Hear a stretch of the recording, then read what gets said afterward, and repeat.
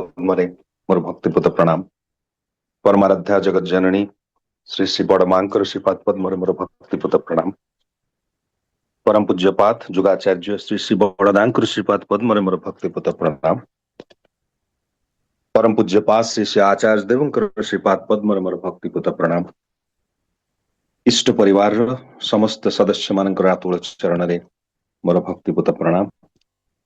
आजिर ए पवित्र सत्संग रे ए पवित्र दिवस रे आयोजित एई प्रातःकालीन सत्संग रे सत्संग परिचालक महोदय आमर प्रिय सुभाष भाई, सत्संग रे उपस्थित मोर पितामाता, सत्संग रे उपस्थित परम प्रेममय श्री श्री ठाकुरंकर पवित्र पांजाधारी कर्मी वृंद, ए सत्संग रे उपस्थित भक्तिमयी ममतामयी माँ माने,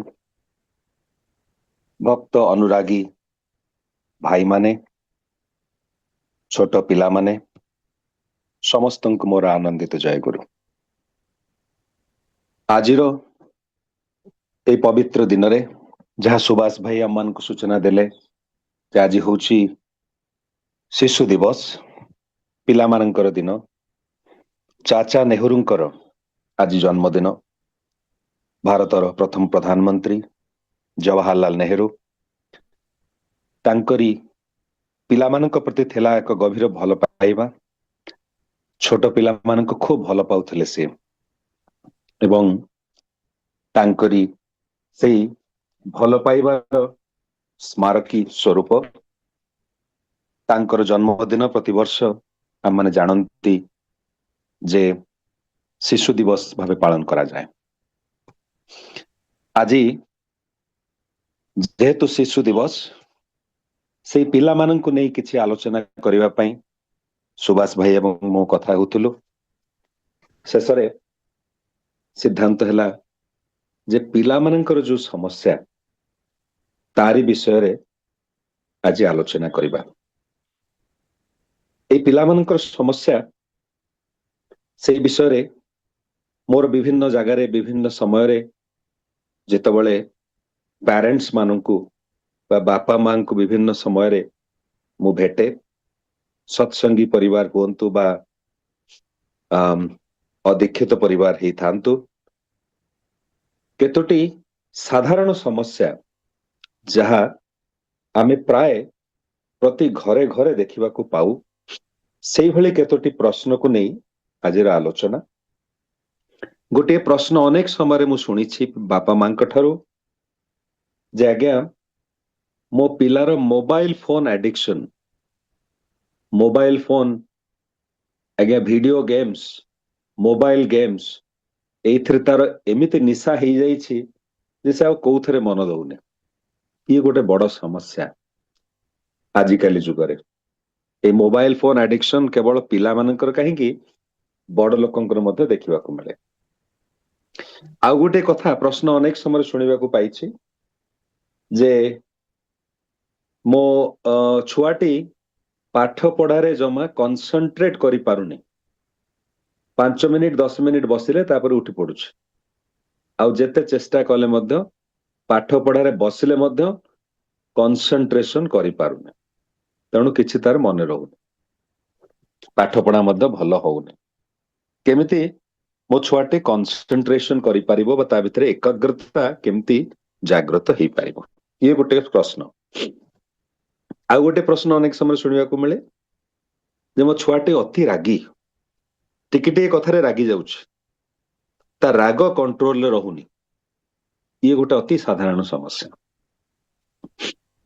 आ गोटे प्रश्न, ये चारोटी प्रश्न ऊपर आलोचना करबा को चेष्टा करबा आज जे मो छुआटीर कॉन्फिडेंस बहुत कम, पाठ पढुची परीक्षा हॉल रे लिखिबो गला बेलको नर्वस हो जाउछ, सब भूली जाउछ, डिबेट कंपटीशन रे कहि पारुनी, डर लागुची, नर्वस हो जाउछ, शिक्षक सामने रे साहसर सहित कथा कहि पारुनी, ताकू किए धमकेइले से तार से बहुत नर्वस हो जाउची, कॉन्फिडेंस तार बहुत लो हो जाउछ, ये गोटे समस्या। पिला मानकर आहुरी बहुत समस्या अछि, शिशु मानकर पिला मानकर କିନ୍ତୁ ସମୟ ହବ ନାହିଁ ସବୁଗୁଡ଼ିକ ଆଲୋଚନା କରିବା ପାଇଁ। ଚେଷ୍ଟା କରିବା ଏହି 4ଟି ବିଷୟ ନେଇ ଆଜିର ଆଲୋଚନା କରିବା ପାଇଁ। ଆମେ ଚାଲନ୍ତୁ ଆରମ୍ଭ କରିବା କନସେଣ୍ଟ୍ରେସନ। ଏକାଗ୍ରତା ମୋର ଛୁଆର ରହୁନି, କେମିତି ଏକାଗ୍ରତା ତାର ରହିବ, କନସେଣ୍ଟ୍ରେଟ କେମିତି କରିପାରିବ, ପାଠ ପଢାରେ କିଛି କୌଣସି କାମ କଲା ବେଳେ କେମିତି କନସେଣ୍ଟ୍ରେସନର ସହିତ ସେ କାମଟି କରିପାରିବ। ବହୁତ ଦିନ ଆଗରୁ ଗୋଟେ ଆର୍ଟିକଲରେ ପଢିଥିଲେ, ଲେଖକ କହୁଛନ୍ତି ଯେ ଧରି ନିଅନ୍ତୁ ଆପଣ ଗୋଟେ ପାହାଡିଆ ରାସ୍ତାରେ ଗୋଟେ 4 ଚକିଆ ଗାଡିରେ କାରରେ ଯାଉଛନ୍ତି, ଆପଣ ପଛ ସିଟରେ ବସିଛନ୍ତି, ପାହାଡ ଉପରେ ଅଣଓସାରିଆ ରାସ୍ତା, ଉପର ତଳ ହେଇକି ରାସ୍ତାଟି ଯାଇଛି, ଅଙ୍କା ବଙ୍କା ହେଇ ଆପଣ ପ୍ରଥମେ ଖୁବ ଆନନ୍ଦ ଅନୁଭବ କରୁଛନ୍ତି, ଚାରିଆଡେ ଅନେଇ ପାହାଡର ଦୃଶ୍ୟ ଉପଭୋଗ କରୁଛନ୍ତି। କିଛି ସମୟ ବିତି ଯାଇଛି, ତାପରେ ଆପଣଙ୍କୁ ବୋର ଲାଗିବା ଆରମ୍ଭ ହେଇଛି, ଆଉ ଦୃଶ୍ୟ ଦେଖିବାକୁ ଇଚ୍ଛା ହଉନି। ବର୍ତ୍ତମାନ କେତେବେଳେ ଶୋଇ ପଡିଲେଣି, କେତେବେଳେ ଘଣ୍ଟାକୁ ଦେଖୁଛନ୍ତି କେତେ ସମୟ ଲାଗିବ ପହଞ୍ଚିବା ପାଇଁ, ଡ୍ରାଇଭରକୁ ପଚାରୁଛନ୍ତି ବାରମ୍ବାର, ଆରେ ଆଉ କେତେ ସମୟ ଲାଗିବ, ଇତ୍ୟାଦି ଇତ୍ୟାଦି। ଆପଣ ଆଉ କୌଣସିଥିରେ କନସେଣ୍ଟ୍ରେଟ କରିପାରୁନାହାନ୍ତି, ମନ ଆପଣଙ୍କର ଚଞ୍ଚଳ ହେଇ ଉଠିଛି। କିନ୍ତୁ ଧରି ନିଅନ୍ତୁ ଆପଣ ସେଇ ଗାଡିର ପଛ ସିଟରେ ବସିନାହାନ୍ତି, ଆପଣ ସେ ଗାଡିଟିକୁ ଚଲଉଛନ୍ତି, ଜଣେ ଡ୍ରାଇଭର, ଆପଣ ଗାଡିକୁ ଚଲଉଛନ୍ତି। ସେତେବେଳେ ଆପଣ ସମ୍ପୂର୍ଣ୍ଣ ରୂପରେ ଆପଣଙ୍କର ମନ ତନ ସବୁ କିଛି ରାସ୍ତା ଉପରେ ଅଛି। ପାହାଡିଆ ରାସ୍ତା, ଅଣଓସାରିଆ ରାସ୍ତା, ଟିକେ ଏପଟ ସେପଟ ହେଲେ ଗାଡି ତଳେ ପଡିଯିବ। ସେତେବେଳେ କନସେଣ୍ଟ୍ରେସନ ବା ଏକାଗ୍ରତା ଆଣିବାକୁ ଅସୁବିଧା ହଉନି, ଆପଣଙ୍କ ଆଖି କାନ ନାକ ସବୁ ଅଛି ଆପଣଙ୍କର ରାସ୍ତା ଉପରେ। କେମିତି ସିଧା ଭଲ ଭାବରେ ଏଇ ଅଣଓସାରିଆ ରାସ୍ତାରେ ଅତି ସାବଧାନତାର ସହିତ ଏଇ ଗାଡିକୁ ନେଇ ମୁଁ ଗନ୍ତବ୍ୟ ସ୍ଥଳରେ ପହଞ୍ଚିବି। ଏଇ ଛୋଟିଆ କାହାଣୀ ବା ଘଟଣା ଭିତରୁ ବା ଉଦାହରଣ ଭିତରୁ ଏକାଗ୍ରତାର ଯୋଉ ରହସ୍ୟଟା ସେଇଟା ବୁଝି ହୁଏ, ଯେ ଯେପର୍ଯ୍ୟନ୍ତ ଆପଣ ପଛ ସିଟରେ ବସିଛନ୍ତି ସେ ପର୍ଯ୍ୟନ୍ତ ଆପଣ ଏକାଗ୍ରତା ଆଣିବା ଦରକାର ନାହିଁ, କିନ୍ତୁ ଯେତେବେଳେ ଆପଣ ଡ୍ରାଇଭର ସିଟରେ ଅଛନ୍ତି, ପାହାଡିଆ ରାସ୍ତାରେ, ଅଣଓସାରିଆ ରାସ୍ତା, ସାବଧାନ ସହିତ ଗାଡି ଚଲେଇବାକୁ ପଡିବ, କନସେଣ୍ଟ୍ରେସନରେ ଟିକିଏ ବ୍ୟତିକ୍ରମ ହେଲେ ସବୁ କିଛି ବେତାଳିଆ ହେଇଯିବ।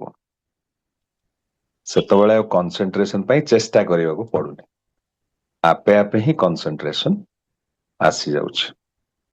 କଥା ହଉଛି ଯେ ଆପଣ ଆପଣଙ୍କ ଜୀବନର ପଛ ସିଟରେ ବସିଛନ୍ତି ନା ଜୀବନର ଡ୍ରାଇଭର ସିଟରେ। ଆପଣ ଆପଣ ନିଜ ଜୀବନକୁ ଯଦି ଆଗେଇ ନେବା ପାଇଁ ଚେଷ୍ଟା କରୁଛନ୍ତି ଏବଂ ସେଇ ଆଗେଇ ନେବାର ଦାୟିତ୍ୱଟା ଆପଣ ନିଜେ ନେଇଛନ୍ତି ଗନ୍ତବ୍ୟରେ ପହଞ୍ଚିବା ପାଇଁ, ତାହେଲେ ଏକାଗ୍ରତା କିନ୍ତୁ ଅସମ୍ଭବ ନୁହେଁ। ଶ୍ରୀ ଶ୍ରୀ ଠାକୁର ଅନୁକୂଳ ଚନ୍ଦ୍ର କହୁଛନ୍ତି, ଉଦ୍ଦେଶ୍ୟରେ ଅନୁପ୍ରାଣିତ ହଉ, ଉଦ୍ଦେଶ୍ୟରେ ଅନୁପ୍ରାଣିତ ହଉ। ସେଇ ଡ୍ରାଇଭରଟିର ହଉଛି ଗୋଟିଏ ମାତ୍ର ଉଦ୍ଦେଶ୍ୟ, ନା ସିନେରୀ ଦେଖିବା, ପ୍ରାକୃତିକ ଦୃଶ୍ୟ ଦେଖିବା, ନା କେତେ ସମୟ ଲାଗିବ ସେ କଥା ଚିନ୍ତା କରି ବିବ୍ରତ ହବା। ତାର ଗୋଟିଏ ଉଦ୍ଦେଶ୍ୟ ହେଲା ଯେ କିଭଳି ଭାବରେ ସାବଧାନତାର ସହିତ ଗନ୍ତବ୍ୟରେ ପହଞ୍ଚିବ। ଆମମାନେ ଆମ ପିଲାମାନଙ୍କୁ ଯଦି ସେଇ ଉଦ୍ଦେଶ୍ୟରେ ଅନୁପ୍ରାଣିତ କରିଦେଇ ପାରିବା ଏବଂ ତାଙ୍କୁ ତାଙ୍କ ଜୀବନର ଡ୍ରାଇଭର ସିଟରେ, ପଛ ସିଟରେ ନୁହେଁ ଯେ ତାଙ୍କୁ ଆଉ କିଏ ବୋହି ନେଇଯିବ, ନା ନିଜ ଜୀବନର ଦାୟିତ୍ୱ ନିଜ ହାତରେ ନେବାକୁ ପଡିବ।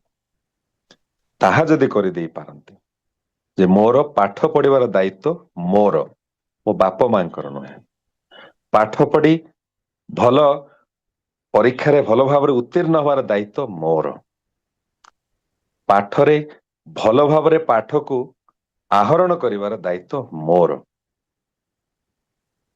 ଏଇ କଥାଟି ଯେତେବେଳେ ତାଙ୍କ ମୁଣ୍ଡ ଭିତରେ, ମିଜାଜ ଭିତରେ ପୁରେଇ ଦିଆଯାଇ ପାରିବ ବାପା ମାଙ୍କ ଦ୍ୱାରା, ସେତେବେଳେ ଏକାଗ୍ରତା ପାଇଁ ଆଉ ବାପା ମାଙ୍କୁ ବ୍ୟସ୍ତ ହେବାକୁ ପଡିବ ନାହିଁ। ତେଣୁ ଜୀବନର ଉଦ୍ଦେଶ୍ୟ କଣ ସେଇ ବିଷୟରେ ପିଲାମାନଙ୍କୁ ଆରମ୍ଭରୁ ଜାଗ୍ରତ କରି ତୋଳିବାକୁ ହବ। ସେଥିପାଇଁ ପ୍ରଥମେ ଦରକାର ଯେ ପିତାମାତାଙ୍କର ଜୀବନରେ କିଛି ଉଦ୍ଦେଶ୍ୟ ଅଛି କି ନାହିଁ। ଯଦି ପିତାମାତାଙ୍କ ନିଜ ଜୀବନରେ ଗନ୍ତବ୍ୟ ନାହିଁ ଆଉ ସେ ପିଲାମାନଙ୍କୁ ଯଦି ଆଶା କରିବେ ତାହା କିଭଳି ସମ୍ଭବ? ତାହା ସମ୍ଭବ ହେଇପାରିବ ନାହିଁ। ଏଇ ଯୋଉ ଏକାଗ୍ରତା ହଉଛି ଏକମୁଖୀ ହେଇ ଚାଲିବା। ସେ ଠାକୁର କହୁଛନ୍ତି ଗୋଟିଏ ଚାହିଁବାକୁ ଯାଇ 10ଟା ଚାହିଁ ବସ ନାହିଁ। ତେଣୁ ଆମମାନେ ପିଲାମାନଙ୍କୁ ଅନେକ ସମୟରେ ବିଭିନ୍ନ ପ୍ରଲୋଭନ ଦେଖାନ୍ତି। ଏ ପାଠ ପଢ, ଏଇ ଚକୋଲେଟଟା ତତେ ମିଳିବ, ଏଇଠି ପାଠ ପଢ ତତେ ମିଠା ଖାଇବାକୁ ଦେବି, ଏଇଠି ଭଲ ମାର୍କ ରଖିଲେ ତତେ ଗୋଟେ ମୋବାଇଲ ଫୋନ କିଣିଦେବି। ଏଇ ଯୋଉ ମନଟିକୁ 10ଟା ଜିନିଷ ଚାହିଁବା ପାଇଁ ଯୋଉ ପ୍ରଲୋଭିତ କରିବା, ଏଇ ହଉଛି ସମସ୍ୟାର ମୂଳ କାରଣ। ଯଦି ପିତାମାତା ମାନେ, ବାପା ମା ମାନେ ପିଲାମାନଙ୍କୁ ସେଇ ଗୋଟିଏ କୁ ଧରେଇ ଦିଅନ୍ତି, ଯିଏକି ହଉଛନ୍ତି ଜୀବନର ଇଷ୍ଟ, ଯାହାଙ୍କୁ ପୂରଣ କରିବା, ଯାହାଙ୍କୁ ପୋଷଣ ଦବା, ଯାହାଙ୍କୁ ସେବା ଦବା ହଉଛି ଜୀବନର ଏକମାତ୍ର ଉଦ୍ଦେଶ୍ୟ, ଏବଂ ସେଇ ଉଦ୍ଦେଶ୍ୟରେ ଯଦି ଅନୁପ୍ରାଣିତ କରେଇ ଦେଇ ପାରନ୍ତି ତାହେଲେ ଏକାଗ୍ରତା ଆଣିବା ପାଇଁ କୌଣସି କଷ୍ଟ କରିବାକୁ ପଡିବ ନାହିଁ। କିନ୍ତୁ ମୂଳ କଥା ପୁଣି ହଉଛି ସେଇଆ ଯେ ଆମମାନଙ୍କ ନିଜ ଜୀବନର ଏକମାତ୍ର ଉଦ୍ଦେଶ୍ୟ ଶ୍ରୀ ଶ୍ରୀ ଠାକୁର ହେଇଛନ୍ତି ନା ନାହିଁ, ଏଇ ହଉଛି କଥା। ତା ଯଦି ନ ହୁଏ ଆମମାନେ ଗୋଟାଏ ଚାହିଁବାକୁ ଯାଇ 10ଟା ଚାହିଁ ବସିବା ଏବଂ 10 ଦିଗରେ ନିଜକୁ ଏଭଳି ଭାବରେ ଖଣ୍ଡ ବିଖଣ୍ଡିତ କରିଦବା ଯେ ଅଖଣ୍ଡ ଜୀବନଟା ଗୋଟେ ଖଣ୍ଡିତ ଜୀବନ ହେଇଉଠିବ। ଏ ହଉଛି ମୂଳ କଥା। ତେଣୁ ଏଇ ଯୋଉ ଖଣ୍ଡିତ ଜୀବନ, ଟୁକୁରା ଟୁକୁରା ହେଇଯାଇଛି, ତାର କାରଣ ହଉଛି ଯେ ବିଭିନ୍ନ ଆକର୍ଷଣର ପଛରେ ଆଜି ଯାହା ତାକୁ ଆକର୍ଷିତ କରିଛି, କେତେବେଳେ ଟଙ୍କା, କେତେବେଳେ ଲୋଭ, କେତେବେଳେ ପ୍ରମୋସନ, କେତେବେଳେ ନାମଯଶ, କେତେବେଳେ ଆଉ କିଛି, ଯେତେବେଳେ ତାକୁ ପ୍ରଲୋଭିତ କରିଛି ସେତେବେଳେ ମଣିଷ ଜୀବନଟା ଖଣ୍ଡ ବିଖଣ୍ଡ। ଏଇ ଯୋଉ ପ୍ରଥମ ପ୍ରଶ୍ନରୁ ଦ୍ୱିତୀୟ ପ୍ରଶ୍ନ ଆଡକୁ ଯିବା। ଦ୍ୱିତୀୟ ପ୍ରଶ୍ନଟି ହଉଛି ଡିଷ୍ଟ୍ରାକ୍ସନ, ବିଭିନ୍ନ ପ୍ରକାର ବିକର୍ଷଣ ଯାହା ମଣିଷକୁ ବିଭିନ୍ନ ଦିଗକୁ ଟାଣୁଛି ସବୁ ସମୟ। ସେଇ ସମୟରେ ଏକାଗ୍ରତା ଅନେକ କାଠିକର ପାଠ। ଏଇ ଡିଷ୍ଟ୍ରାକ୍ସନ ଭିତରୁ ଗୋଟେ ବଡ ଡିଷ୍ଟ୍ରାକ୍ସନ ହଉଛି ମୋବାଇଲ ଫୋନ, ଯାହା ଆଜିର ପ୍ରଶ୍ନ ଭିତରୁ ଗୋଟିଏ। 4ଟି ପ୍ରଶ୍ନ ଭିତରୁ ଗୋଟିଏ ପ୍ରଶ୍ନ ହଉଛି ମୋବାଇଲ ଫୋନର ଆଡିକ୍ସନ। ତ ଏଇ ଯୋଉ ମୋବାଇଲ ଫୋନର ଡିଷ୍ଟ୍ରାକ୍ସନ ଆଜି ଘରେ ଘରେ ହିଁ ସମସ୍ୟା। ପିଲାମାନେ ଫୋନ ଧରିଲେ ଆଉ ଫୋନ ଛାଡିବାକୁ ରାଜି ନୁହନ୍ତି। କିଛି ଦିନ ପୂର୍ବରୁ ବାଙ୍ଗାଲୋରର ଗୋଟେ ମଲରେ ମୁଁ ଯାଇଥିଲି, କୌଣସି କିଛି ଜିନିଷ ଗୋଟେ କିଣିବାର ଥିଲା।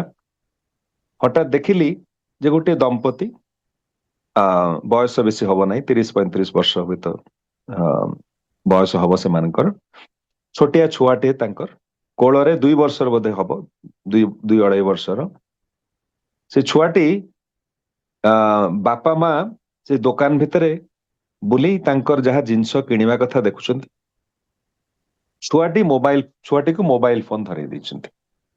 ସେ ମୋବାଇଲ ଫୋନ ସେ ଧରିଛି ଏବଂ ସେଇଥିରେ ଯେମିତି ସେ ପୁରା ସମ୍ପୂର୍ଣ୍ଣ ଭାବରେ ପଶି ଯାଇଛି, ତା ଆଖି, ତାର ଦୃଷ୍ଟି ପୁରା ମୋବାଇଲ ଫୋନର ସ୍କ୍ରିନ ଉପରେ ପୁରା ନିବଦ୍ଧ ହେଇକି ରହିଛି, ଯେମିତି ଗୋଟେ କିଛି ଗୁରୁତ୍ୱପୂର୍ଣ୍ଣ ଜିନିଷ ସେ ଦେଖୁଛି। ସେ ଯାହା ହଉ, ତାପରେ ବାପା ମା କିଛି ସମୟ ପରେ ତାଙ୍କର କିଣାକିଣି ସରିଯାଇଛି, ସେ କାଉଣ୍ଟରକୁ ଆସିଛନ୍ତି ପଇସା ଦେବା ପାଇଁ। ଆଜିକାଲି ତ ଗୁଗୁଲ ପେ, ଫୋନ ପେ ଇତ୍ୟାଦି, ପେଟିଏମ ଇତ୍ୟାଦି ଚାଲିଛି। ସେ ଫୋନ ବାହାର କରିକି ପୁଅଟି ହାତରୁ ଫୋନଟି ନେଇଛନ୍ତି ପେମେଣ୍ଟ କରିବା ପାଇଁ। ସେଇ ଛୁଆଟି ଚିତ୍କାର କରିକି ଗଡୁଛି, ସେ ଦୋକାନରେ ଗଡିଗଲା। ମୁଁ ଦେଖୁଛି ଏ ଦୃଶ୍ୟ। 2 ବର୍ଷର ପିଲା କେତୋଟି ମୁହୂର୍ତ୍ତ ପାଇଁ ମୋବାଇଲ ଫୋନଟି ତା ହାତରୁ ନିଆ ହେଇଯାଇଛି, ମାଟି ନେଇଯାଇଛି ପେମେଣ୍ଟ କରିବ ବୋଲି।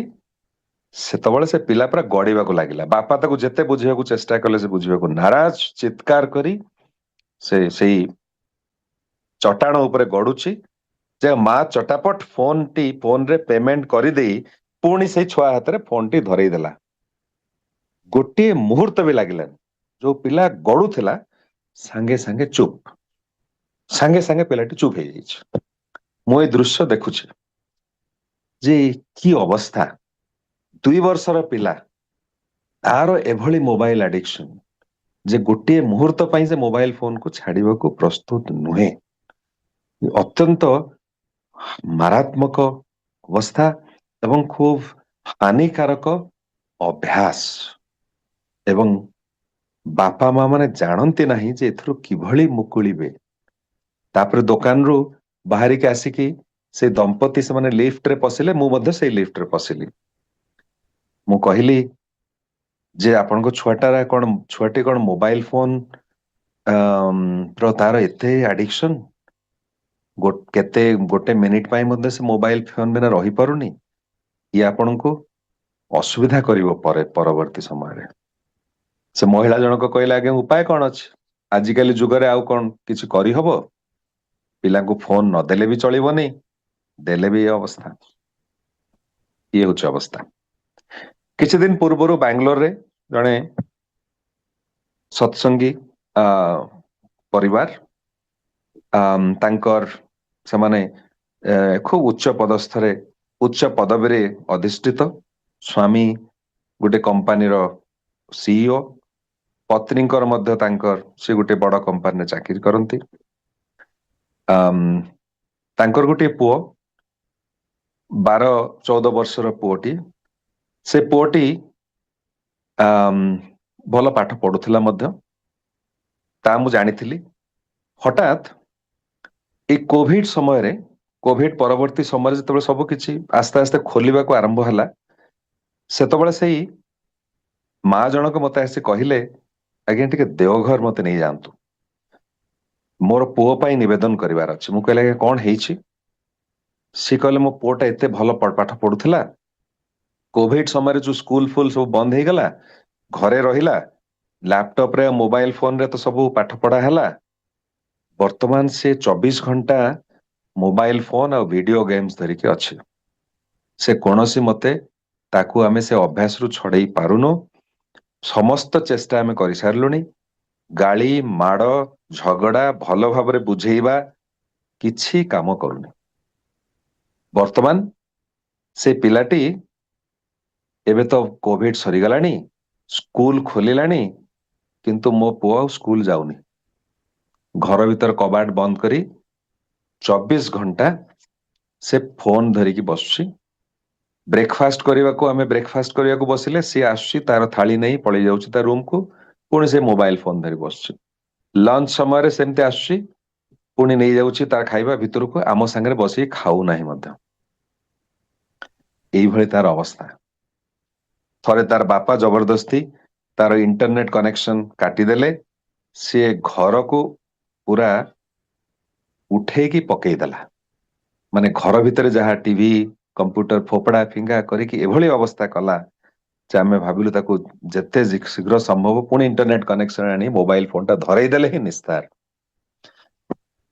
मु कहले हो चलंतु यार तो उत्तर मो पाखरे नाही आचार्य दम पाखु जिबा जहाँ से कहिबे से जाऊ से दंपति जाई पहुंचले आश्रम रे एवं खूब दुखर सहित म्रियमाण होई ए प्रश्न उपस्थापन कले कहले आज्ञा पुअर मोबाइल एडिक्शन हो जाइछ आचार्य देव कहले एडिक्शन फेडिक्शन किछि हे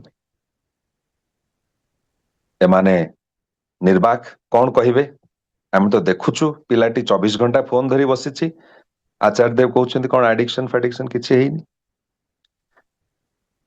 आचार्य देव कहउछन्ति घर भितरे भल पाइबा से पाउनी सेथिपाई ए गोटे वस्तु को भल पाई बसछि एमाने बुझी पारले नाही आचार्य देव कहले तमे दुई जण तो सब बेले निज काम रे व्यस्त बापा कंपनी रो मालिक सीईओ माँ मध्य बहुत बड़ कंपनी चाकरी करते छुआ पाई समय नाही जेतबेले कोविड नथिला स्कूल जाउथला एटलीस्ट सांग साथी संगे मिसुथला जेतबेले कोविड आरंभ हो गला सेतबेले घरे बसी रहिला चाहिला बापा माँ के संगे टे कथा हेबी सांग साथी तो नाहंती बापा माँ पाखरे समय नाही बापा माँ कंप्यूटर धरी बसचंती तांकर ऑफिस रो मीटिंग चलीछि तांकर चलीछि ऑफिस केमती हबो बिजनेस केमती बढ़िबो एई कोविड भितर मध्य केमती रेवेन्यू बढ़िबो प्रॉफिट बढ़िबो बापा सेई चिंता रे माँ भी सेई चिंता रे पुओ आसिक चेष्टा करिछि कथा हबा पई किंतु ना बापा कहउछन्ते अपेक्षा कर बहुत इंपोर्टेंट मीटिंग रे अछि माँ मध्य कहउछन्ते सेई कथा पिलाटी चली जाइछि ता निज मोबाइल फोन पाखु ताकू धरी सेइथरे आरंभ करिछि तार खेलिबा धीरे धीरे धीरे धीरे ताकू भल लागिछि एवं ताकू छाड़िबाकू से प्रस्तुत नुहे कारण एबे भी तार भरोसा नाही जे ताकू छाड़ीदेले माँ बापांकटू तार भल पाइबा से पाई पारिबो मु देखुछि जे से माटीर आखिरु लोह झरुछि से कहउछन्ती आज्ञा आचार्य देव कहउछन आज्ञा आपण जहा कहउछन्ती ता ठीक कथा आमे ताकू समय देई पारिनु आमे आदौ समय देई पारिनु एवं आमे एभली व्यस्त थिलु आम कामरे जे समय देई पारुनी दादा कहंतु उपाय कोन आचार्य देव कहउछन्ती जाओ भल पाइबा दियो तापरे रागनी ताकू मोबाइल खेलिबा बा मोबाइल फोन व्यवहार करबा को बंद कर बोली केबे कहिबो नाही से जहा जेपरि करूछि करू तुमे ताकू भल पाइबा दियो ता संगे कथा हुओ ता पाखरे बस ताकू कह चाले जे एकाठी जिबा मार्केट को जिबा बुलिबा को जिबा ताकू कौन भल लागे माटी कहउछन्ते क्रिकेट खेलिबा को भल लागे स्वामी को आड़ू बापा को आड़ू चाहि कहउछन्ती सकाळे हेले ताकू कहिबे चाल आमे जिबा पडिया को जिबा खेलिबा पई एका संगे देखंतु कौन होउछ सतकु सत बापा माँ फेरिबा परे पुओ संगे समय दबाक आरंभ करिसंत एवं तार 2-3 मास परे मु थरे देवघर पुणी जीवा पई बाहरिछि माँ गुटी कहिछि जे मु आज्ञा देवघर जाउछि आपनकर किछि प्रश्न अछि आचार्य देवंकरु समस्यार समाधान हेइछि न हेइछि से कहउछन्ते आज्ञा कहिदेबे जे मो पुओ जे स्कूल जाउ नथला एबे सबुदिने स्कूल जाउछि जे पाठ पढ़ा छाड़ी देइथला वर्तमान पाठ पढ़िकी वर्तमान परीक्षा रे से खूब भल मार्क्स रखुछि एवं ता मन मिजाज बर्तन भल अछि सांग मानक संग खेलिबाकू जाउछि सब किछि करूछि मोबाइल फोन एबे भी देखुछि किंतु आगुर जेमति 24 घंटा थिला सेमति नुहे दिन भितर भीतर घंटे 2 घंटा पाठ पढ़ा सरला परे केतबळे से देखुछि देखंतु समस्या किभଳି सुंदर भाବରେ आचार्य देव तार समाधान हम मन को देइछन्ते असल कथा होछि जे मोबाइल फोन टा जदि इंटरेस्टिंग ताहेले आमे बापा माँ मोबाइल फोन टारु मध्य अधिक इंटरेस्टिंग पिला पाखरे हबाकू पड़िबो पिला को मने हबो जेमति बापा माँ को पाखरे समय बिताइबाटा अधिक इंटरेस्टिंग मोबाइल फोन धरिबा पे चलंतु परवर्ती प्रश्न आडକୁ ଯିବା दुईटी प्रश्न आलोचना कले कंसंट्रेशन एकाग्रता केमती बढ़िबो आ गुटे होछि मोबाइल फोन रा एडिक्शन आउ दुईटी प्रश्न आ गुटे प्रश्न होछि एंगर मैनेजमेंट मो छुआटे होछि बहुत रागी कोन करिवि किछि बुझी पारुनी टिके टिके कथारे रागी जाउछि जेमति मोबाइल फोन छडै नेले छोट छुआटी गडी गला रास्ता रास्ता ऊपर गडी गला दुकान रे चटाण ऊपर गडी गला ये राग आज घरे घरे देखिबाकू मिलुछि छोट पिलांग भितर प्रबल राग रागर जेमति कोनसे कंट्रोल नाही हाथ रे जहा पकेइले फोपडा फिंगा करे देबे एई भଳି अवस्था यार किभଳି नियंत्रण करा जाई पारिबो से ठाकुर कहउचंती तुमर संतान जदि असहिष्णु हुए रागी हुए ताहले तन्न तन्न करी खोजी देख जे गुणटी बापा माँ माँ बा उभयंक भितरे अछि कि नाही निश्चित भावरे एई गुणटी अछि जहा सीए तुमर संतान टी आहरण करिछु जदि घरे बापा माँ को भितरे झगड़ा लागे कथा कटाकटी हुए बापा रागी जाई चटकणा पकांती माँ को माँ रागी जाई ଜିନିଷ ଫୋପାଡନ୍ତି ବା ରୁଷନ୍ତି, ତାହା ନିଶ୍ଚିତ ଭାବରେ ସନ୍ତାନଟି ଦେଖୁଛି ଏବଂ ଭାବୁଛି ଏଇଟା ହେଉଛି ସ୍ୱାଭାବିକ ବ୍ୟବହାର। ମା ବାପାଙ୍କୁ ମାରିବା ଏଇଟା ସ୍ୱାଭାବିକ କଥା, ରାଗିଗଲେ ମାରିବା କଥା। ଏ ଛୋଟ ପିଲାଟି ତାର କୋମଳ ମନରେ ଏଇ କଥାଟି ରେଖାପାତ କରୁଛି ଏବଂ ସବୁଦିନ ପାଇଁ ରହିଯାଉଛି ଏବଂ ରାଗଟା ତାର ସ୍ୱାଭାବିକ ହେଇ ଉଠୁଛି। ଛୋଟ ପିଲାମାନେ, ବଡ ଲୋକମାନେ କୌଣସି କାରଣରୁ ରାଗିଲେ ବିଭିନ୍ନ କାରଣରୁ ବିଭିନ୍ନ ବାଟରେ ତାଙ୍କର ରାଗଟାକୁ ପ୍ରଶମିତ କରିବାର ଉପାୟ ହୁଏତ ସେମାନେ ଜାଣିଛନ୍ତି। କାହା ମନରେ କାହା ପ୍ରତି କ୍ରୋଧ ଆସୁଛି, ସେ ତ ଭାବୁଛି ମୁଁ ଆଜି ଚାଲିଯିବି, ଯାଇ ବାହାରେ ଗୋଟେ ସିନେମା ଦେଖି ପଳେଇ ଆସିବି, ମୋର ରାଗଟା ଶାନ୍ତ ହେଇଯିବ। କିନ୍ତୁ ଛୋଟ ପିଲାର ତ ସେଭଳି ତାର ଯୋଉ ଇମୋସନ, ତାର ଭାବ ପ୍ରବଣତାକୁ ନିଜେ ହ୍ୟାଣ୍ଡେଲ କରିବାର ଉପାୟ ତାକୁ ଜଣା ନାହିଁ। ତେଣୁ ସେତେବେଳେ ତାକୁ କିଭଳି ଭାବରେ ସେ ତାର ରାଗକୁ ନିୟନ୍ତ୍ରଣ କରିବ ବା କ୍ରୋଧକୁ ନିୟନ୍ତ୍ରଣ କରିବ, ତାର ବାଟ କିନ୍ତୁ ବାପା ମାଙ୍କୁ କାଢିବାକୁ ପଡିବ। ପ୍ରଥମ କଥା ହଉଛି ଯେ ଯଦି ପିଲାଟି କୌଣସି ଜିଦ୍ଦି କରିବା ପାଇଁ, କୌଣସି ଜିନିଷ ପାଇବା ପାଇଁ ଏବଂ ତାହା ନଦେଲେ ଯଦି ସିଏ ଜିଦ୍ଦି କରୁଛି, ତଳେ ଗଡୁଛି, କନ୍ଦାକଟା କରୁଛି, ହାତ ଗୋଡ ଛାଟୁଛି ରାଗିକି, ସେତେବେଳେ ଆପଣ ମାନେ ତା ପାଖରେ ସମର୍ପଣ କରନ୍ତୁ ନାହିଁ। ତାହେଲେ ସେ ପିଲାଟି ବୁଝିଯିବ ଯେ କିଛି ପାଇବାକୁ ଇଏ ହଉଛି ସବୁଠୁ ବଢିଆ ବାଟ। କାନ୍ଦିକି ଗଡିକି ହାତ ଗୋଡ ଛଟା ଛଟି କଲେ, ରାଗିଲେ, ନିଜର ରାଗକୁ ଦେଖେଇଲେ ମୁଁ ଯାହା ଚାହୁଁ। ଯେମିତି ସେଇ ପିଲାଟି ଦୋକାନରେ ମୋବାଇଲ ଫୋନ ମା ନେଇଗଲା ହାତରୁ, ସେ ଜାଣିଛି ଗୋଟିଏ ଉପାୟ ଯେ କାନ୍ଦିଲେ, ରାଗିଲେ, ହାତ ଛାଡିଲେ, ତଳେ ଗଡିଲେ ମା ପୁଣି ଫୋନ ଟା ଦେଇଦବ। ଇଏ କଥା ହଉଛି, ମନସ୍ତତ୍ତ୍ୱବିଦ ମାନେ କହୁଛନ୍ତି ଏଇଟା ଆପଣ କରନ୍ତୁ ନାହିଁ। ଯଦି ଆପଣ ତା ପାଖରେ ସମର୍ପଣ କଲେ, ତାହେଲେ ସିଏ ଏଇ କଥା ହିଁ ଶିଖିଲା ଯେ ଯଦି କୌଣସି ଜିନିଷ ପାଇବାକୁ ହୁଏ ତାହେଲେ ଏଇ ରାଗିବାଟା ହଉଛି ବଡ ଉପାୟ। କିନ୍ତୁ ଜଣେ ରାଗିଥିଲେ ସେ ଅବସ୍ଥାରେ କଣ କରାଯାଇପାରେ? ମନସ୍ତତ୍ତ୍ୱବିଦ ମାନେ କହୁଛନ୍ତି ଯଦି ଛୁଆଟି ରାଗିଛି, ଆପଣ ଶାନ୍ତ ରୁହନ୍ତୁ। ଆପଣ ଯଦି ରାଗିବେ ତାହେଲେ ମହାଭାରତ ଯୁଦ୍ଧ ହବ ଘରେ, ଫୋପଡା ଫିଙ୍ଗା, ଚିଲା ଚିଲି ଏଇଭଳି ହିଁ ଚାଲିବ ଘର ଭିତରେ। ଏକ ଅଶାନ୍ତିର ପରିବେଶ ସବୁ ସମୟରେ ଲାଗି ରହିବ। ତେଣୁ କହୁଛନ୍ତି ଯେ ଆପଣ କାମ ରୁହନ୍ତୁ, ଶାନ୍ତ ରୁହନ୍ତୁ ସେଇ ସମୟରେ। ଏବଂ ସେଇ ସମୟରେ ତାକୁ ବୁଝେଇବାକୁ ଚେଷ୍ଟା ନ କରି, ପରବର୍ତ୍ତୀ ସମୟରେ ସେ ଯେତେବେଳେ ଥଣ୍ଡା ମିଜାଜରେ ଅଛି, ସେତେବେଳେ ତାକୁ ବୁଝେଇବାକୁ ଚେଷ୍ଟା କରେ। ରାଗ ଆଜିକାଲି ପିଲାମାନଙ୍କ ଭିତରେ ଦେଖାଯାଉଛି, ତାର ମୂଳ କାରଣ ହଉଛି ପରିବାର ଗୁଡିକ ଯୌଥ ପରିବାରରୁ ଏକକ ପରିବାର ହବାରେ ଲାଗିଛି। ଯୋଉ ଆମ ମାନଙ୍କର ପରିବାର ଗୁଡିକ ଆଗରୁ ଥିଲା ଜଏଣ୍ଟ ଫ୍ୟାମିଲି, ସେଗୁଡିକ ଭାଙ୍ଗି ବର୍ତ୍ତମାନ ସିଙ୍ଗଲ ଫ୍ୟାମିଲି ହେଇଯାଇଛି। ପିଲାମାନେ କେବଳ ବାପା ମାଙ୍କଠୁ ପାଇବା ହିଁ ଶିଖୁଛନ୍ତି ଜନ୍ମ ହବା ପରଠାରୁ। ଦବା ଶିଖିବାର କୌଣସି ସୁଯୋଗ ନାହିଁ, କାରଣ ଘରେ ଭାଇ ଭଉଣୀ ନାହାନ୍ତି, ଘରେ ଜେଜେମା ନାହାନ୍ତି, କେବଳ ବାପା ମା ତ ଅବାଧରେ ଦେଇ ଚାଲନ୍ତି।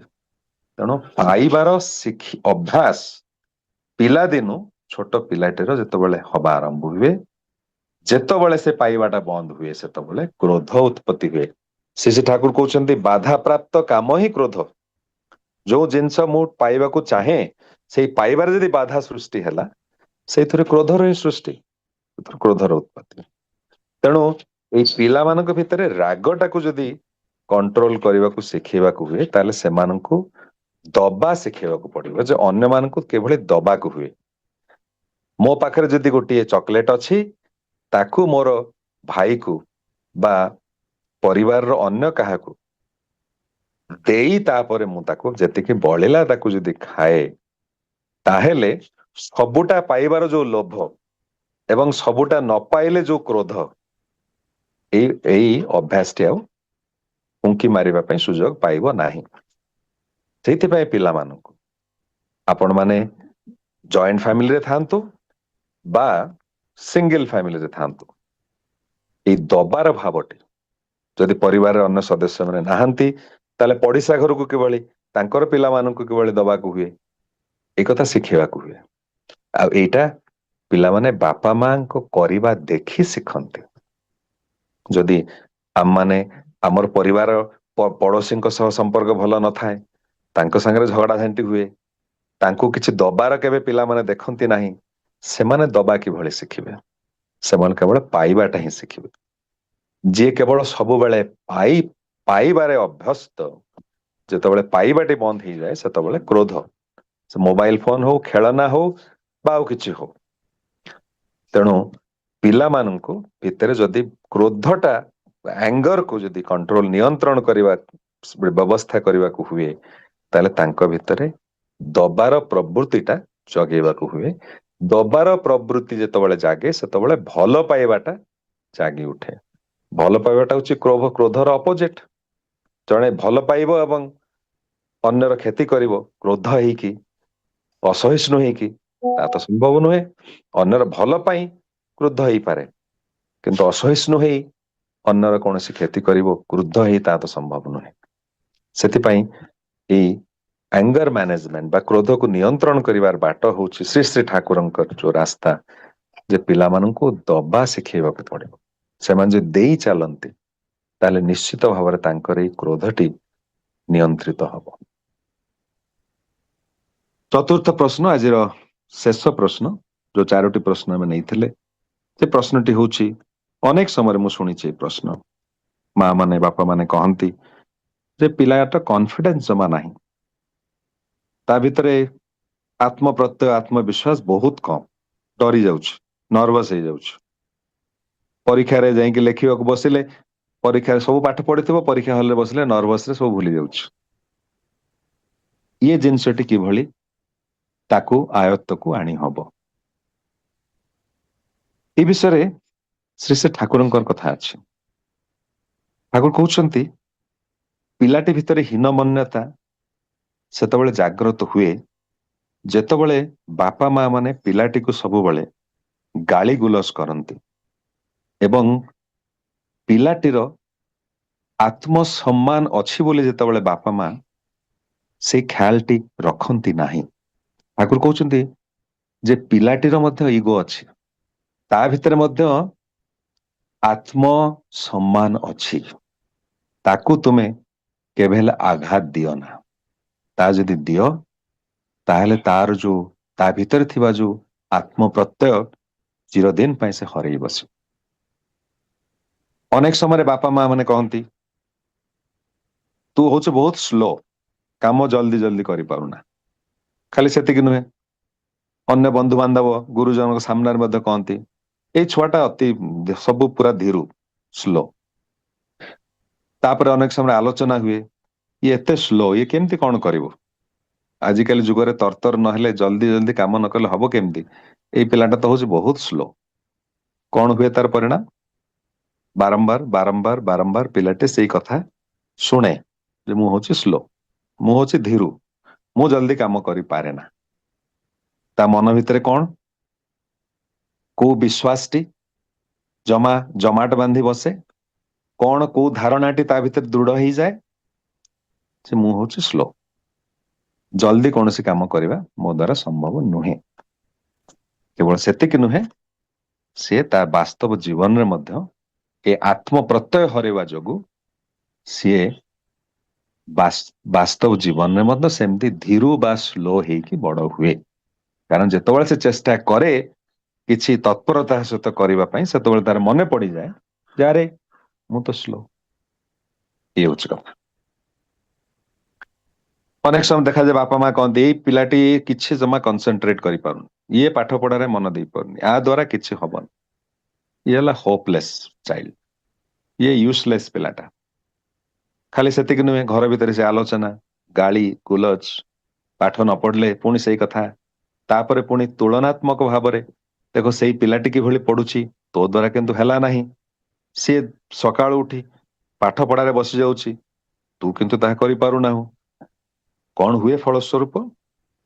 ତାର ଏଇ ବ୍ରେନଟା, ମସ୍ତିଷ୍କ ତା ଗୋଟେ କମ୍ପ୍ୟୁଟର ତ, कंप्यूटर जो प्रोग्राम आमे लिखिदेले से भली प्रोग्राम तार कंप्यूटर रे जीवन सारा रही गला तार मस्तिष्क रे प्रोग्राम टी लेखा ही गला जे मो भीतर एकाग्रता नहीं मु पाठ पढ़ी पारे ना मु होपलेस मु यूजलेस मो द्वारा किसी हवा संभव नुहे फलस्वरूप कौन हुए पिलाटी से भली भाव रे बड़ हुए ठाकुर कहउचंती जदि तुमे देखुच पिलाटीर पाठ पढ़ारे मन लागू नाही अर्थात पाठ पढ़ा ताकू इंटरेस्टिंग लागू नाही जेतबेले प्रफुल्ल प्रफुल्ल दा भूल कहली जेतबेले पंचानन सरकार दा जी तपोवन विद्यालय शिक्षक थिले से ठाकुर पाखक आसी जेतबेले कहिले जे ठाकुर स्कूल रे एई अमुक पिलाटी तार पाठ पढ़ारे बिल्कुल मन नाही मते काई लागुनि से पास करि परिबो ठाकुर तांको दायित्व देइथिले सब पिला माने केवल मैट्रिक पास करिवे ठाकुर गाणी आसिक रिपोर्ट दउछन्ते जे ठाकुर एई पिलाटा मैट्रिक पास करिवे बोली मते काई लागुनि ठाकुर कहले से पिलाटी को मते पठा मो पाखु आसीबो कह ता परदिन पिलाटी आसे ठाकुर को देखा करे ठाकुर कथारे कथारे पचारले तते कौन भल लागे से कहला सिनेमा देखिବାକୁ भल लागे ठाकुर कहले सिनेमा देखिବାକୁ ଯିବୁ अमुक बही चलीची मु तते पैसा दउची टिकेट किनिकी गोटे सिनेमा देखिବାକୁ छी पिलाटी खुशी हे गला ठाकुर कहले मते काली आसिकी सिनेमार कहानीटी कहबू पिलाटी गला ठाकुर पैसा देले सिनेमा देखिला ता परदिन आसिला आसिकी ठाकुर को सुंदर भावरे कहानीटी बखाणी देला ठाकुर डकई पठेले प्रफुल्ल दान पंचानंदा पिलाटी को विदा करदेले तापर डाकिले पंचानंदा को पंचानंदा जेतबेले आसिले ठाकुर कहले जे पंचानंदा आपण ये कौन कहउचंती जे पिलाटा मूर्ख कोथरे मन दउनी तार किछि मने रहउनी जते जहा पठे पढ़ेले से किछि बुझी पारुनी मन रखी पारुनी ये तो ताकू सिनेमा देखिବାକୁ पठेइथिली काली प्रांजल भावरे गोटी गोटी सबु किछि आमूल चूल मते कहिदेला आपण कौन कहउचंती से मन रखी पारुनी बोली पंचानंदा कहले ठाकुर ये सेना सिनेमाटा बोले आपन कहिदेला नाटक सिनेमा ये सब सेना आपन कहिदेला ये कौन पाठ कौन होची पाठ कौन से मन रखी पारुची सिनेमाटा सेना मन रखिदेला ठाकुर कहले पंचानंदा आपण के पाठ पढ़ाटा सिनेमा भली कहीं हबनी पाठ पढ़ाटा सिनेमा भली कौन हेई परिबो नाही पंचानंदा कहउचंदी आज्ञा पाठ पढ़ाटा सिनेमा भली केमते हबो ठाकुर कहउचंदी काहे की सिनेमा भली जेमती आखि कान सबु किछि पिलांकर सेई सिनेमा उपरे बा नाटक उपरे निबद्ध हेई जाए आपण जेतबेले क्लासरूम रे छिडा हेई पाठ पढ़ेइबे एभली भावरे पाठ पढ़ेइबे एभली आग्रह सृष्टि करेदेबे पिला मानक मन भितरे जे आपणक क्लास छाड़ी की उठिकी जीवा पई से चाहिबे नाही आपण जहा पढ़ेइबे तन्न तन्न करी सबु से मन रखी पारिबे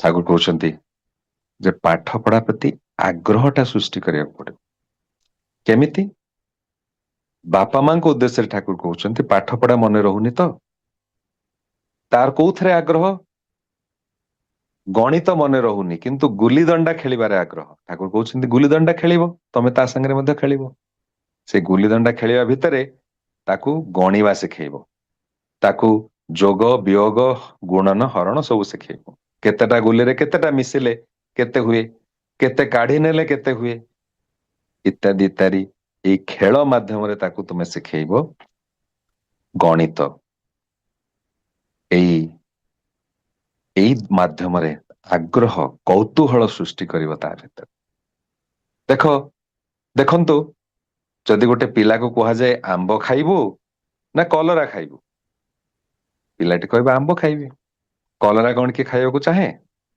कारण आंबटा होची सुस्वादु आंबटा भल लागे इंटरेस्टिंग कलराटा किंतु भल लागे ना पिता लागे किंतु कलराटा खाइले देह भल रहे तो किभली भावरे कलरा खाइबा प्रति तार आग्रह सृष्टि करिबाकू पड़िबो निंब पत्र किभली खाइबाकू पड़िबाकू ता खाइबाकू आग्रह सृष्टि करिबाकू पड़िबो ये दायित्व होची बापा मानकर କୌଣସିଟା ଭଲ ଲାଗେ ନାହିଁ ତା ତ କାରଣ ନୁହେଁ, କିଭଳି ଭଲ ଲାଗିବ ସେଇ ପ୍ରତି, ସେଇ ଜିନିଷଟାକୁ କିଭଳି ଇଣ୍ଟରେଷ୍ଟିଂ କରି ତୋଳିବାକୁ ହବ।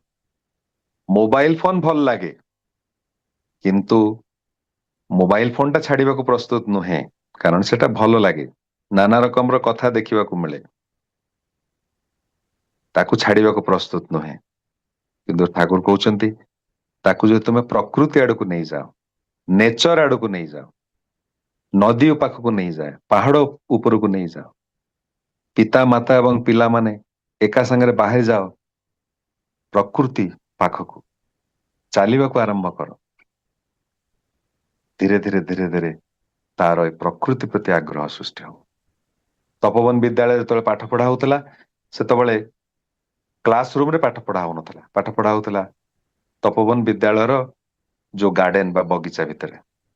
ଶିକ୍ଷକ ନେଇଯାଉଥିଲେ ପିଲାଙ୍କୁ ଗଛ ପାଖକୁ, କହୁଥିଲେ ଏଇ ହଉଛି ଗଛ, ଏଇ ଗଛ ଆମମାନେ ଅମ୍ଳଜାନ ନିଅନ୍ତି ଏବଂ ଅଙ୍ଗାରକାମ୍ଳ ଆମେ ଛାଡନ୍ତି, ଅକ୍ସିଜେନ ନେଇ କାର୍ବନ ଡାଇଅକ୍ସାଇଡ ଛାଡନ୍ତି। ଗଛ କାର୍ବନ ଡାଇଅକ୍ସାଇଡ ନିଏ, ଅକ୍ସିଜେନ ଛାଡେ। ଏଇ ଦେଖ, ଏଇ ଗଛ ଯଦି ନଥାଏ ତାହେଲେ ଆମେ ମାନେ ଅକ୍ସିଜେନ ପାଇବା ନାହିଁ। ଏଇ ଗଛ ପ୍ରତି ସମ୍ବେଦନଶୀଳତା, ପରିବେଶ ପ୍ରତି ସମ୍ବେଦନଶୀଳତା ସେଇଠାରୁ ସୃଷ୍ଟି ହୁଏ।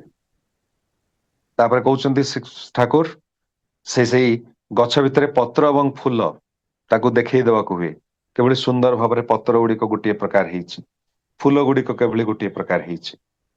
କ୍ରିଏଟିଭିଟି, ସୃଜନଶୀଳତା ପ୍ରତି ଆଗ୍ରହ ପିଲାଙ୍କର ସେଇ ଗଛକୁ ଦେଖି, ଗଛର ପତ୍ର ଏବଂ ଫୁଲକୁ ଦେଖି ସୃଷ୍ଟି। ପାଣି ଆମେ ଦିଅନ୍ତି ତଳୁ ମାଟିରେ, କିନ୍ତୁ ସେଇ ପାଣି କାଣ୍ଡ ଭିତର ଦେଇ କିନ୍ତୁ ପତ୍ର ଫୁଲ ପାଖକୁ ଯାଏ, ପତ୍ର କିଭଳି ସୂର୍ଯ୍ୟ କିରଣ ନେଇ ଖାଇବା ପ୍ରସ୍ତୁତ କରେ, ତା ଭିତରେ physics, gravity, law of gravity, ମାଧ୍ୟାକର୍ଷଣ ଶକ୍ତି, କିଭଳି ପାଣି ଉପରକୁ ଉଠେ, ଏଇ ସବୁ ଜିନିଷ ପିଲାମାନେ ଶିଖିବାକୁ ଆରମ୍ଭ କର। ପତ୍ରକୁ ଗଣିବା ଭିତର ଦେଇ ଗଣିତ, ମ୍ୟାଥମେଟିକ୍ସ ଶିଖିବା ଆରମ୍ଭ କରନ୍ତି। ଶିକ୍ଷକ କୁହନ୍ତି ଏଇ ଗଛ ଉପରେ ଗୋଟେ ରଚନା ଲେଖ, ଏ ରଚନା ଲେଖିବା ଭିତରେ ଦେଇ ଭାଷା, ସାହିତ୍ୟ, ଲିଟରେଚର ପ୍ରତି ପିଲାଙ୍କର ଆଗ୍ରହ ସୃଷ୍ଟି ହୁଏ। ହେଲେ ଆଜିକାଲି ଶିକ୍ଷକଙ୍କ ପାଖରେ, ବାପା ମାଙ୍କ ପାଖରେ ସମୟ କାହିଁ ଏସବୁ କରିବା ପାଇଁ, ପ୍ରକୃତିକ ପାଖକୁ ନେଇଯିବା ପାଇଁ? ଆମମାନେ ତ ରୋଜଗାର କରିବାରେ ବ୍ୟସ୍ତ, ଟଙ୍କା ପଇସା, ପ୍ରଫେସନ, ଏଇସବୁ ପଛରେ ଗୋଡେଇବାରେ ତ ବ୍ୟସ୍ତ, ସମୟ କାହିଁ ଆମମାନଙ୍କର? ସେ ଠାକୁର କହୁଛନ୍ତି ଯେ ତୁମେ ଯାହା ତୁମର ସନ୍ତାନ ଭିତରେ ଦେଖିବାକୁ ଚାହଁ, ତୁମେ ପ୍ରଥମେ ସେଇଆ ହୁଅ। Be the human being that you want your child to become. ତୁମର ସନ୍ତାନ ଯାହା ହଉ ବୋଲି ତୁମେ ଚାହଁ, ତୁମେ ପ୍ରଥମେ ସେଇଆ ହବାକୁ ନିଜେ ଚେଷ୍ଟା କର। ତା ନହେଲେ କିନ୍ତୁ ଇଏ ତୁମର କେବଳ କଳ୍ପନା ହିଁ ରହିଯିବ ଯେ ମୋର ସନ୍ତାନଟି ଏଇଭଳି ହେଇଥାନ୍ତା, ହେଇପାରିଲା ନାହିଁ। ଯଦି ତୁମର ସନ୍ତାନ ସେଇଭଳି ହେଇପାରି ନାହିଁ, ତାହେଲେ କିଭଳି ଆଶା କରିବ ଯେ ଏଇଟା ସମ୍ଭବ ବୋଲି? ଅନେକ ସମୟରେ ଦେଖିବାକୁ ମିଳେ, ବାପା ମା କହନ୍ତି ଯେ ପିଲାଟି ଧ୍ୟାନ କରୁନି, ପ୍ରାର୍ଥନା କରୁନି ଠିକ ସମୟରେ। ଯେ ତନ୍ନ ତନ୍ନ କରି ଦେଖାଯାଏ, ବୁଝାଯାଏ ବାପା ମା ତ କରନ୍ତିନି ଠିକ ସମୟ, ବାପା ମା ତ 5 ମିନିଟ ଧ୍ୟାନରେ ବସନ୍ତି ନାହିଁ, କିନ୍ତୁ କହନ୍ତି ଛୁଆଟି କରୁନି ବୋଲି। ଇଏ କରିବାକୁ ଭଳି ସମ୍ଭବ? ହୁଏତ ବାପା ମା କରନ୍ତି କିନ୍ତୁ ପିଲାମାନଙ୍କୁ କରିବା ପାଇଁ ପ୍ରୋତ୍ସାହିତ କରନ୍ତି ନାହିଁ, ତାହେଲେ କିଭଳି ସମ୍ଭବ ହବ? ଆଜି ସତ୍ସଙ୍ଗ ପରିବାର ମାନଙ୍କର ଅନେକ ସମୟରେ ଦେଖାଯାଏ ଯେ ବାପା ମା ସତ୍ସଙ୍ଗକୁ ନେଇ ବ୍ୟସ୍ତ, କିନ୍ତୁ ଛୁଆଟି ସତ୍ସଙ୍ଗ କେବେ ଆସେ ନା, ଠାକୁରଙ୍କ ଧାର ଧାରେ ନା। ହୁଏତ ମେକାନିକାଲି ଇଷ୍ଟଭୂତିଟି କରିଦିଏ, କିନ୍ତୁ ତା ଛଡା ଆଉ ଅଧିକା କିଛି କରେ ନା। ନା ବାପା ମା ତାକୁ ଜୋର ଦିଅନ୍ତି, ନା ତାହା କରିବାକୁ ପ୍ରୋତ୍ସାହିତ କରନ୍ତି। ଯେତେବେଳେ ପିଲାଟି ବଡ ହେଇ ସ୍କୁଲ କଲେଜ ଯାଏ, ସାଙ୍ଗସାଥିଙ୍କ ସାଙ୍ଗରେ ମିଶେ, ସେତେବେଳେ ତାକୁ ଆଉ ଏ ବାଟକୁ ଆଣିବା ସମ୍ଭବ ହୁଏ ନା। କାରଣ ସେତେବେଳେ ସେ ଭାବେ ବାପା ମା ହଉଛନ୍ତି ମୂର୍ଖ, ଗୋଟିଏ ଏଇ ଧର୍ମ ଫର୍ମ ପଛରେ ଗୋଡେଇଛନ୍ତି ନା ଏଥିରେ କୌଣସି ଯୁକ୍ତି ଅଛି ନା ଲଜିକ ଅଛି? କାରଣ ସାଙ୍ଗମାନେ କହନ୍ତି ଭଗବାନ ଭଗବାନ କିଛି ନାହାନ୍ତି। ଆମମାନେ ଯଦି ନିଜେ ଶ୍ରୀ ଶ୍ରୀ ଠାକୁରଙ୍କୁ ନ ବୁଝନ୍ତି, ତାଙ୍କର ଆଦର୍ଶଙ୍କୁ ଅଧ୍ୟୟନ ଭିତରେ ଦେଇ ବ୍ୟକ୍ତିଗତ ସାଧନା ଭିତରେ ଯଦି ନ ବୁଝନ୍ତି, ଯଦି କେବଳ ଅଲୌକିକତା ଦିଗରୁ ଭକ୍ତି ମାର୍ଗରୁ ଯଦି କେବଳ ବୁଝନ୍ତି, ସେଥିରେ କୌଣସି ଅସୁବିଧା ନାହିଁ। କିନ୍ତୁ ଗୋଟିଏ ଅସୁବିଧା ହଉଛି ଯେ ଯେତେବେଳେ ପିଲାଟି ମନରେ ପ୍ରଶ୍ନ ଆସେ, ସେତେବେଳେ ତାର ଉତ୍ତର ମୁଁ ଦେଇପାରେ ନା। ପିଲା ପଚାରେ ଯେ ନିରାମିଷ ଖାଇବା କଣ ପାଇଁ ଉଚିତ, ଆମିଷ କାହିଁକି ଖାଇବି ନାହିଁ, ମୋର ସାଙ୍ଗସାଥି ମାନେ ସମସ୍ତେ ଖାଆନ୍ତି। ସେତେବେଳେ ଉତ୍ତର ଦିଏ ଠାକୁର କହିଛନ୍ତି ସେଥିପାଇଁ ଖାଇବା କଣ ନିରାମିଷ। ପିଲାଟି ସାନ୍ତ୍ୱନାଜନକ ଉତ୍ତର ପାଏ ନା। ସାଙ୍ଗସାଥି ମାନେ କହନ୍ତି ନନ୍ ଭେଜିଟେରିଆନ ଫୁଡରେ, ଆମିଷ ଖାଦ୍ୟରେ ବହୁତ ପ୍ରୋଟିନ ଅଛି, ଦେଖ ସେଇଟା ଖାଇ ମୁଁ କେମିତି ମୋଟା ହେଇଛି। ପିଲାଟି ସେଇପଟେ ଢଳି ପଡେ, ତାର କୋମଳ ମନ ନେଇ, କାରଣ ଆମେ ତାର ପ୍ରଶ୍ନର ଉତ୍ତର ଦେଇ ପାରନ୍ତି ନାହିଁ। ସତ୍ସଙ୍ଗୀ ପରିବାରରେ ଅନେକ ସମୟରେ ପ୍ରତିଲୋମ ବିବାହ ଦେଖିବାକୁ ମିଳୁଛି, କାରଣ ପିଲାଦିନୁ ଆମେ କଥା ପୁଅ ଏବଂ ଝିଅର ମନ ମୁଣ୍ଡ ଭିତରେ ପୂରେଇ ନଥାନ୍ତି ଯେ ତାର କୁପ୍ରଭାବ କଣ। ପରବର୍ତ୍ତୀ ସମୟରେ ଯେତେବେଳେ ପିଲାଟି କହେ ବଡ ହେଇ ଯେ ସବୁ ମଣିଷ ତ ସମାନ, ଏଥିରେ ପୁଣି ଭେଦ ପ୍ରଭେଦ କୋଉଠୁ ଆସିଲା, ତମମାନେ ସେଇ ପୁରୁଣା କାଳିଆ କଥା ଭିତରେ କାହିଁ ଡୁବି ରହିଛ। ମୁଁ ଏଇ ଝିଅଟିକୁ ଭଲ ପାଏ, ମୁଁ ତାକୁ ବାହା ହେବି, ଜାତି ଗୋତ୍ର ଦେଖିବାର ଆବଶ୍ୟକତା କଣ ଅଛି? ଏଇ ଯେ ପ୍ରତିଲୋମ ବିବାହର ଯେ କାରଣ, ତାର କୁଫଳର କାରଣ, ପ୍ରତିଲୋମ ବିବାହର ପରିଣାମ କଣ, ତାକୁ ଆମେ ବୁଝେଇ ନଥାନ୍ତି।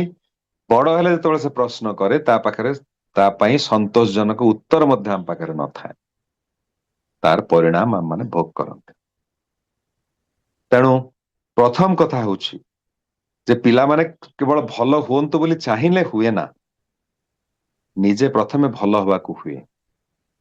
ଯେଉଁ କଥା ପିଲାମାନଙ୍କର ହୃଦୟଙ୍ଗମ ହଉ ବୋଲି ଆମମାନେ ଚାହାନ୍ତି, ତାହା ନିଜେ ପ୍ରଥମେ ହୃଦୟଙ୍ଗମ କରିବାକୁ ହୁଏ, ବୋଧ ଭିତରେ ଆଣିବାକୁ ହୁଏ। ଅର୍ଥାତ୍ ତାହା ପିଲାମାନଙ୍କ ବୋଧ ଭିତରେ ଆଣିବା ମୋ ପକ୍ଷରେ ସମ୍ଭବ ହେଇପାରେ। ଯେଉଁ ଚଳନ ଆଚରଣ ପିଲାମାନଙ୍କ ଭିତରେ ଦେଖିବାକୁ ଚାହେଁ, ସେଇ ଆଚରଣ ସେଇ ଚଳନ ନିଜେ ପ୍ରଥମେ ନିଜ ଜୀବନରେ ପ୍ରସ୍ଫୁଟିତ କରିବାକୁ ହୁଏ। କୌଣସି ତତ୍ଵ କଥା କହି ଜ୍ଞାନ ଉପଦେଶ ଦେଇ ପିଲାମାନଙ୍କୁ ବଡ ମଣିଷ କରାଯାଏ ନା। ବାପା ମାଙ୍କର ଚଳନ ଚରିତ୍ର ଆଚରଣ ଯାହା, ପିଲାମାନେ ଅବଜରଭେସନ ପର୍ଯ୍ୟବେକ୍ଷଣ କରି ଶିଖନ୍ତି, ବହି ପଢି ଶିଖନ୍ତି ନାହିଁ। ବାପା ମାଙ୍କ ଚଳନ ଚରିତ୍ରରେ ଯାହା ଦେଖନ୍ତି, ପିଲାମାନେ ତାହା ହିଁ ଶିଖନ୍ତି ଏବଂ ତାହା ନିଜ ଜୀବନରେ, ତାଙ୍କ ଜୀବନରେ ହିଁ ସେଟା ପ୍ରତିଫଳିତ ହୁଏ। ତେଣୁ ଆଜିର ଏଇ ଶିଶୁ ଦିବସରେ ଏହା ହିଁ ସଂକଳ୍ପ ହଉ ଯେ ଆମେ ପ୍ରଥମେ ନିଜକୁ ଭଲ ଆଦର୍ଶ ପିତାମାତା କରି ତୋଳିବା ଏବଂ ଫଳସ୍ୱରୂପ ଆଦର୍ଶ ସନ୍ତାନ ଆମେ ନିଶ୍ଚୟ ପାଇବା, ଏଥିରେ କୌଣସି ସନ୍ଦେହ ନାହିଁ। ଏଇ ଚାରୋଟି ପ୍ରଶ୍ନ ନେଇ ଆମମାନେ ଆଜି ଆଲୋଚନା କଲେ ଯେ କିଭଳି ଭାବରେ ଏକାଗ୍ରତା ବା କନସେନ୍ଟ୍ରେସନ ବଢିପାରିବ, ଏଇ ଆଡିକ୍ସନ, ମୋବାଇଲ ଇତ୍ୟାଦି ଆଡିକ୍ସନ କିଭଳି ଦୂର କରାଯାଇ ପାରିବ, ଆଙ୍ଗର ମ୍ୟାନେଜମେଣ୍ଟ, ଭଲ ପାଇବା ଶିଖେଇ ଦବା ଶିଖେଇ କିଭଳି କ୍ରୋଧକୁ ନିୟନ୍ତ୍ରଣ କରିବା ଶିଖାଯାଇ ପାରିବ, ଏବଂ ପିଲାର ସୁଖ୍ୟାତି କରି, ତାର ପ୍ରଶଂସା କରି କିଭଳି ତାର ଆତ୍ମପ୍ରତ୍ୟୟ ବଢା ଯାଇ ପାରିବ, ଆତ୍ମବିଶ୍ୱାସ ବଢା ଯାଇ ପାରିବ, ତାର ନିନ୍ଦା କରି ନୁହେଁ। ଏଇ ଚାରୋଟି ପ୍ରଶ୍ନ ବିଷୟରେ ଆଜି ଆଲୋଚନା ହେଲା ଏବଂ ଆମମାନଙ୍କ ସେଇ ସଂକଳ୍ପ ହଉ ଯେ ଆମମାନେ ସମସ୍ତେ କିଭଳି ଆଦର୍ଶ ସନ୍ତାନ ପିତାମାତା ହେଇପାରିବା, ତାହା ହିଁ ଚାହିଁଛନ୍ତି ଶ୍ରୀ ଶ୍ରୀ ଠାକୁର। ଅନେକ ଆଶା ଆଗାମୀ ପିଢି ଠାରୁ ଶ୍ରୀ ଶ୍ରୀ ଠାକୁରଙ୍କର, ଥାର୍ଡ ଜେନେରେସନ କଥା ଶ୍ରୀ ଠାକୁର କହିଛନ୍ତି, ଫୋର୍ଥ ଜେନେରେସନ ର କଥା କହିଛନ୍ତି, କିନ୍ତୁ ତାହା କେବଳ ସମ୍ଭବ ଆଦର୍ଶ ବିବାହ ଏବଂ ଆଦର୍ଶ ସନ୍ତାନ ଚର୍ଯା ଭିତର ଦେଇ, ତା ନହେଲେ ଏହା କିନ୍ତୁ ସମ୍ଭବ।